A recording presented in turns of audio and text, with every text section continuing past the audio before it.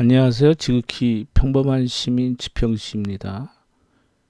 요즘 장이 좀 걸려드는 장인데요. 질질 새는 장인데, 저야 뭐 유튜브 이거를 뭐 업으로 삼는 사람이 아니어서, 어, 함부로 잘못 얘기했다면 좀 큰일 나겠다는 생각이 좀 들어서 좀 유보를 했었습니다. 그리고 제가 실제 매매를 해보니까, 저는 사실 얼마 전에 좀 움직임이 너무 안 좋아서, 현대차, 기아차, 글로비스를 남겨놓고 매매했던 종목들은 다 팔아버렸습니다. 그래서 현금을 마련해 놨었는데 이게 얘네들이 또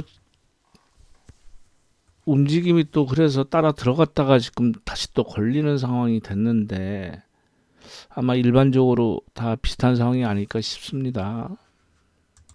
이 코스닥 기준으로 봤을 때는 이 21선은 저는 이걸 좀 중요시 여기니까요. 여기서 망치형이 나와서 좀 일정 부분 기대를 해 봤는데 이틀 음봉이 나오네요. 그래서 코스피인 경우에는 오늘 이제 21선이 좀 무너지면서 도치가 좀 나온 상태죠.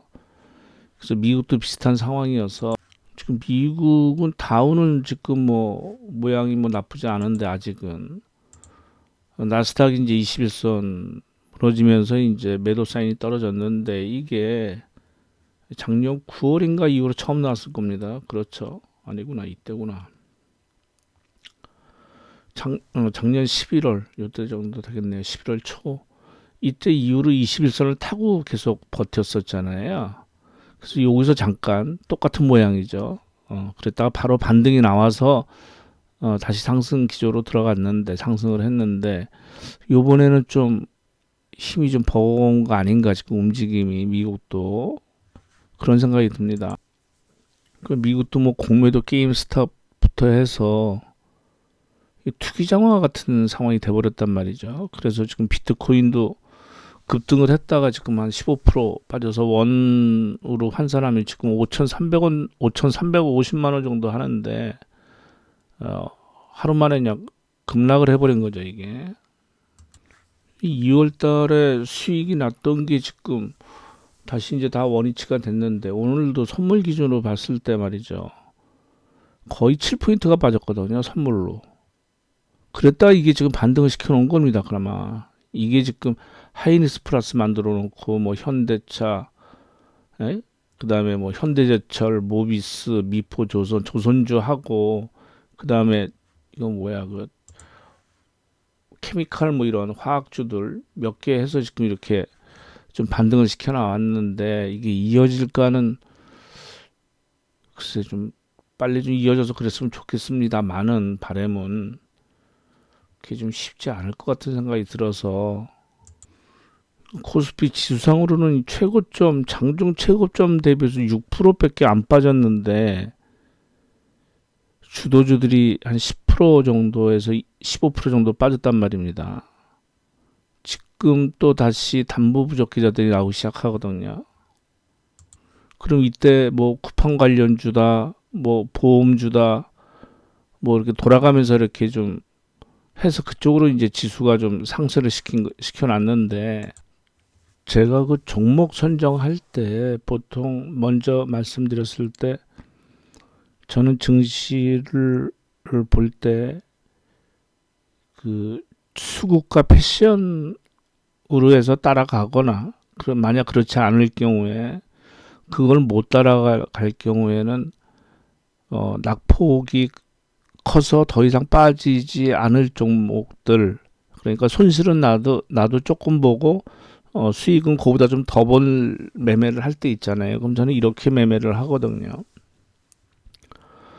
일단 제가 그래서 21선을 이렇게 굵게 이렇게 표시를 해놓은 건데 이게 이제 상승할 땐 지지선이 되지만 하락할 때 이게 저항선이 된단 말이죠. 그러니까 여기서 닫고서 뚫지를 못하죠. 한 번 뚫긴 뚫었으나 또 무너지죠. 두 번, 세 번, 뭐 이런 식으로 네 번 이렇게 건드리잖아요. 그런 다음에 옆으로 횡보를 좀 해야 됩니다. 이런 식으로. 이런 식으로 했을 때 물론 여기서도 그럴 수도 있지만 이럴 때 매수 사인이 날 때 저는 따라 들어가요. 근데 특히 이럴 때 외국인과 기관이 많이 샀다. 그게 주포다 그러면은 따라가거든요. 그러면 수익률이 한 70% 정도 됩니다. 일반적으로 봤을 때. 그래서 제가 그때 보나마나 이날 샀을 거예요. 볼까요? 12월 11일이죠. 그러니까 이때가 11월 4일이죠. 이때도 외국인과 기관이 샀습니다. 그러니까 6%를 올려놨죠. 그랬다가 다시 패대기 치니까 다시 밀려서 여기 다시 밀린 건데 아까 이게 12월 11일이었죠. 12월 11일 외국인이 뭐 한 7만 주, 기관이 2만 주 샀는데 그게 중요한 게 아니고 그 다음에 이렇게 이어져야 돼요. 매수가. 기관은 샀다 팔았다 그래도 큰 수량을 판 건 아니잖아요. 다시 사잖아요. 그러면 수익이 나거든요. 그래서 이따가 얼마입니까? 뭐 바닥에서 못 사는 거니까 이따 뭐 37만 원 정도 샀다고 보면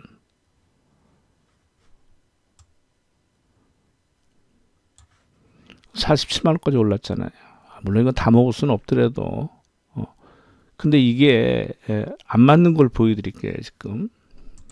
그래서 저번에 한 점 말씀드릴 때 아마 이때 말씀드렸을 거예요. 맞을 겁니다. 기억에. 이게 12월 9일이죠. 그 다음날 매수 사인이 나왔지만 12월 9일 날 이날 보십시오. 기관이 160만 주를 샀습니다.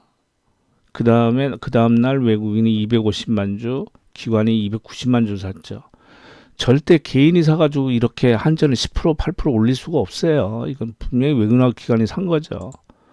그래서 이제 이때 급등이 나왔는데 그 이후에 지금 21선이 이제 무너졌단 말이죠. 이제 주가가 이제 뭐 20% 정도 빠졌으니까 그래서 여기서 매수 사인이 나왔잖아요. 어제. 근데 어제 사고 나서 조금 밀려버렸습니다. 그러니까 종가가 빠져버리니까 영망치가 나와버렸어요.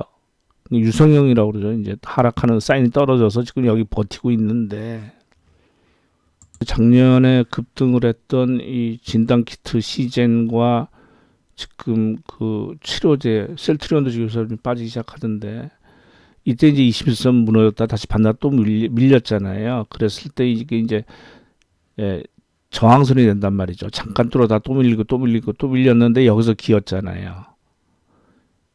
이럴 때 저는 좋아해서 한번 샀는데 여기서 또 올린 거거든요. 그래서 이때 뭐 회계를 뭐 잘못했다 뭐 어쩌고 했는데 지금 그때는 안 빠지다가 그 다음에 빠지는 거거든요. 지금 이게. 장이 지금 돌아가면서 무너진단 말입니다. 그나마 제일 버티는 게 카카오하고 하이닉스인데 하이닉스 빠진 게 없으니까요 이게. 그러니까 지금 지수 때는 이게 잡아먹고 놔두고 있는 거죠. 그런데 지금 오히려 개인들이 많이 산 삼성전자는 지금 15% 빠졌단 말입니다. 그러니까 이제 하나씩 물려가는 거예요. 매매 동향 보면 이 금융투자는 증권사하고 자산운용사가 되겠죠. 지금 연기금이 문제인데 오늘은 좀 덜 팔았습니다. 근데 연기금이 어떻게 하냐면 매일 아침에 사요. 소수량을 삽니다. 뭐 100억에서 300억 샀다가 장 끝나면 한 2, 3천억 팔아요. 뭐 외국인은 한 5일째 지금 계속 팔고 있고 금융투자야 뭐 샀다 팔았다 하고 얘네들이야 연기금 뭐 증권사들이랑 차익거래 하는 거니까 그러다고 치더라도 이거 보십시오 이거 몇 조를 판 거야 이거 뭐 7조를 팔았네 뭐 언제부터 하면 10조를 팔았네 게 자랑인가 지금 그러니까 이 연기금이 한 11월 달 정도서부터 계속 파는 거예요. 근래는 쉬지 않고 파는 거죠. 계속. 그러니까 제가 그래도 이 바닥에 30년 넘게 있는데 뭐 사고 파는 거에 대해서 뭐 하는 거 자체가 좀 추잡스러운 거죠. 근데 뭐가 문제냐면 이렇게 판 자금이 지금 우리나라 주식 투자 비중을 줄여서 금액을 줄이니까 비중 자체를 줄여버리는 거잖아요. 비중 자체를 줄여서 지금 해외 투자를 하겠다는 거 아닙니까? 네, 안 그러다가. 그러니까 이건 다시 들어올 돈이 아니란 말이에요. 그러면 외국인들이 그나마 우리 국내 기관 투자가 중에서 포지션이 되는 거는 연기금인데, 우정사업본부하고요. 연금이 제일 크니까. 얘네들이 파는데 외국인들이 갖다 사주겠냐고요. 지금 공매도도 안 되는데. 그러니까 얘네들은 5월 달에 공매도 풀린 다음에 얘들은 작업을 들어갈 거예요, 외국인들은. 그러니까 제가 보기엔 그때까지 장 없어요, 그럼. 제가 보기엔 그렇습니다. 지금 자영업자나 뭐 여러 가지 해서 개인들 자금이 이렇게 뭐 좀 국내 뭐 한 7조, 70조를 샀네 뭐 이렇게 됐는데, 그 자금들이 그렇게 속편해서 산 자금이 얼마나 될까요? 지금 부동산에 대한 그 상대적 박탈감하고 얼마나 안 되면 지금 저 해결이 안 되는데도 불구하고 어쨌건 간에 아무튼 뭐 지원금을 준다고 그러는데, 재난지원금 그거 어디 가겠어요? 다시 또 일로 들어오게 돼 있어요. 누군가 여기서 임대료를 냈다고 하면 건물주 뭐 합니까? 여기 들어오지. 아니면은 어떻게든지 해서 해보려고 빚내가지고, 예? 하고 있는데, 여기서 지금 연금이 이거 찬물을 끼얹어가지고 여기서 수익을 내서 좀 소비도 하고 좀 이렇게 돌아가야 되는 거 아닌가요? 지금 상황이 앞뒤가 안 맞잖아요. 정부에서는 재난지원금 준다고 그러고 연기금 주식시장 죽여요. 그 돈이 지금 일로 들어오고 있는데. 그래서 지금은 뭐 그런다고 해서 꼭 되지는 않겠지만, 그래도 지금은 연금이 이거를 팔아서 장을 죽이는 게 아니라 살려서 지금 이 병이 좀 해결된 다음에 그때 하든지, 뭐 그렇게 죽고 살 일이 있다고. 에? 근데 지금 맥을 못 짚는데, 알면서도 제가 보기엔 안 하는 것 같고, 제가 다시 한번 말씀을 드릴게요. 지금 공매도는 뭐 말아야 된다 이런 게 아니고, 제도를 완비해서 갖추고 그 다음에 외국인들이 여기서 마음껏 놀이터가 되면 안 된다는 얘기죠. 그러니까 그 하는 단체에서 뭐 이거 공매도 하나 마나 뭐 이런 거 가지고 따지지 말고, 왜 원점을 찾아야 될 거 아닙니까? 왜 외국인들이 이 공매도를 원합니까? 왜 IMF까지 나서 뭐 공매도를 해야 된다 뭐 저쩌고 그렇게 하고 우리 정부에서도 하나요? 걔들이 요구하니까 그런 거예요. 선진국 지수에 들어가고 싶으니까. 이 정부에서는 정치적으로 선전 효과도 되고, 예? 우리나라가 이제 선진국가에 진입한다. 그 왜 그러면 그때 말씀드린 것처럼 이게 지금 코스피 200 아니겠습니까? 여기서도 총 그건데, 이 거래량이 삼성전자 하이닉스만 해도, 예를 들어서 오늘 같은 예를 들어 볼게요. 한 2,700만 주 됩니다. 이 정도 가격에 14만 원하고 8만 얼마에, 여기 거래량이 얼마 돼요? 몇십만 주예요. 예? 그러니까 이 거래대금, 이 시가총액으로 따져서 지수 산정이 들어가기 때문에, 이것만 삼성전자 하이닉스만 움직이면 여기도 따라서 움직이는 것들이 있잖아요. LG전자도 있고, 예? 삼성전기도 있고, 뭐 똑같이 하시면 SD도 있고, 뭐 여러 가지 있잖아요. LG 디스플레이도 있고. 그러면 얘네들 움직이면 종합주가에서 30%가 움직인다는 얘기, 30% 이상 얘들이 차지한다는 얘기죠. 그러니까 얘네들이 위클리 옵션까지 만들어놨어요. 매주 목요일날 옵션 만기일 돌아오잖아요. 3692 선물 옵션 만기날 아닙니까? 그러니까 얘들이 매일 만지는 게 아니라 그때 가서 2, 3일만 자기들이 만지면 돼요. 아니면 그 마지막 날 하루라도 질고 빠져나가기 위해서 얼마든지 만질 수가 있다는 얘기죠. 그러면 막말로 현물에서 500억 손해보고 선물 옵션에서 1000억 먹으면 되잖아요. 얘들 입장은. 그거를 삼성전자 하이닉스 가지고 주물럭거리면 된다니까요. 지금 우리나라 증시가. 그러니까 제가 드리는 말씀은, 삼성전자 하이닉스를 그대로 반영시키면 안 되고, 이 코스피 200 지수 산정할 때 맥시멈을 줘야 된다는 얘기죠. 그래야지 이 많은 걸 다 움직여야지 걔들 마음대로 안 움직일 거 아닙니까? 비용을 많이 들게끔 만들어야죠. 시가총액대로 하되 최대 맥시멈은 그건 뭐 정하기 나름이니까, 뭐 5%라든가 뭐 3%라든가. 왜 아니 200개 나누면 0.5 다 하면 0.5 아니에요. 종목으로 따진다 그러면, 등락으로 따진다 그러면. 그렇게 안 하면은 제가 보기에는 얘들 놀이터 또 돼요. 그러니까 공매도 업택록 안 지킨다고 그전부터 말이 많았는데 업택록 그 공매도가 아니라 갖고 있는 보유 주식은 마음껏 팔 수 있잖아요. 시장가를 조져버릴 수가 있잖아요. 공매도 말고 자기들 보유 수량을. 그따 되사놓으면 되잖아요. 그럼 선물 없이 1,000억 먹고 한 500억 정도 해서 되사는다고 하면 될 거 아니에요. 또 그전에 또 이런 사전 정지 작업을 했을 테니까. 잠깐 봐볼게요. 요새 뭐 구리다 뭐다 해서 좀 움직임이 있는데 뭐 은도 뭐 살짝 지금 여기서 바닥 잡고 다시 반등 나와서 뭐 모양은 좀 괜찮은 것 같은데 이거를 싹 뚫어야 되거든요. 그래서 월봉으로 보면 여기서 그때 말씀드린 것처럼 1파 상승하고 조정받고 이게 3파로 좀 이어졌으면 그래서 이걸 베끼면 되니까 이것만 넘기면은 그 모양이 좀 이때랑 비슷 뭐 제가 일부러 그렇게 봐서 그런지 몰라도 여기 그때 매도 사인 나오고 여기 매수 사인 나오고 그 다음에 여기 조정받은 게 딱 여기 모양 했다가 여기 요 정도 아닌가 좀 그런 생각이 좀 들어서 월봉이란 말이야. 그러면 또 2달 걸릴래나?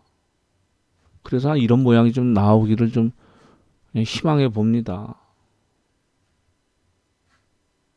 2011년도 이때를. 저번 주에 은에 대한 그 기사가 2개 나온 게 있어서 뭐 짧게 좀 살펴보겠습니다. 제목이 이거죠. 블랙록이 저기 세계 최대 자산운용사죠. 그래서 작년 4분기에 이 골드 금 ETF를 팔아서 은 ETF를 좀 샀다는 얘기인데 뭐 금액이 맞지가 않죠. 금은 4억 달러, 4억 달러 팔고 은은 뭐 2,900만 달러면 말이 안 되죠. 이거 가지고 저기 그거 샀겠죠. 뭐 비트코인 사지 않나 싶은데 하여튼 어쨌건 간에 금은 팔았어도 은은 오히려 좀 더 조금 샀다. 뭐 이 기사 나왔고 그 웰스 파고의 그 실물자산 전략 책임자가 뭐 어쩌고저쩌고 얘기한 부분이 있는데 그거를 좀 보겠습니다.